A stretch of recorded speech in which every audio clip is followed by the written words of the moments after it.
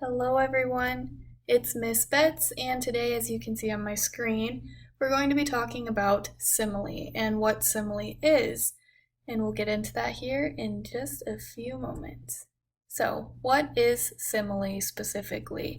Simile is a figure of speech, or a literary device like hyperbole and anaphora. And for those of you who have been watching my YouTube channel for a while, I do have a playlist of different literary devices that I'll continue to add to, and this is a great tool to reference whenever you have any questions or just want to double check to make sure you know which figure of speech and their definitions might be used in a book that you're reading or in an article or so on. So, focusing back on simile specifically, simile is a comparison, and it's a comparison that generally uses words like or word as.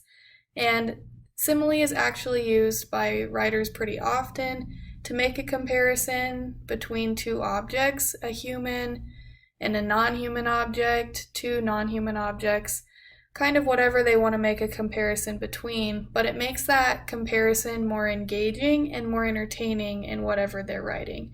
And we actually use simile in our day-to-day language more often than one would think.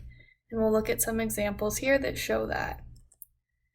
So our first example is, he's as cunning as a fox. So meaning he is just as wily or as smart as a fox is.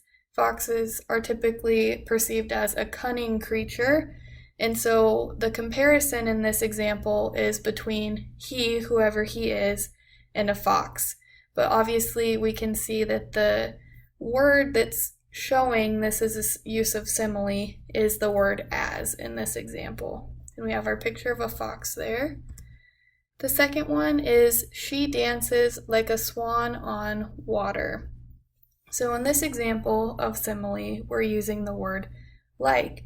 And again, we're comparing a human being to an animal, but in this case, we're comparing a human being to an act that an animal is performing, and we're comparing a human being's act to an act that an animal performs. So we're comparing the gracefulness of a swan. When we see a swan glide across water, they look very peaceful and graceful, and we're comparing this, whoever she is, her dancing to that same graceful swan-like movements that a swan has when they float across water.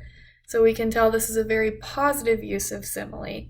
And lastly, our third example is, he looked as red as a tomato when he dropped his lunch tray today.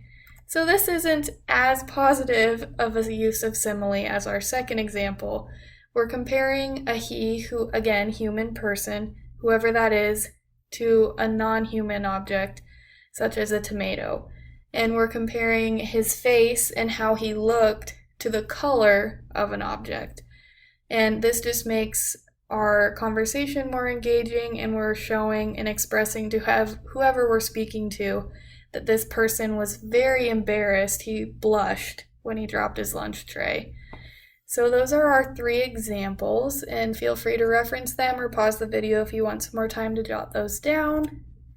But let's go ahead and have a quick review. So what is simile? It's a figure of speech or a literary device, and again, it compares objects to other objects, whether that be human being to another human being to an inanimate object, human being to an animal. There's dozens of uses of simile.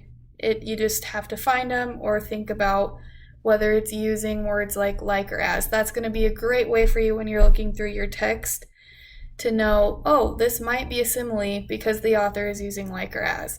We'll discuss in a later video how sometimes simile can be tricky because there is another literary device that uses like or as, so you do have to be careful, but we'll go over that in another video. So we have our like or as image here just to remind you that that's a very big key component of identifying simile in your text and in your readings. All right, thanks for tuning in today, everybody, and I hope you have a great week. Thanks for watching. Bye.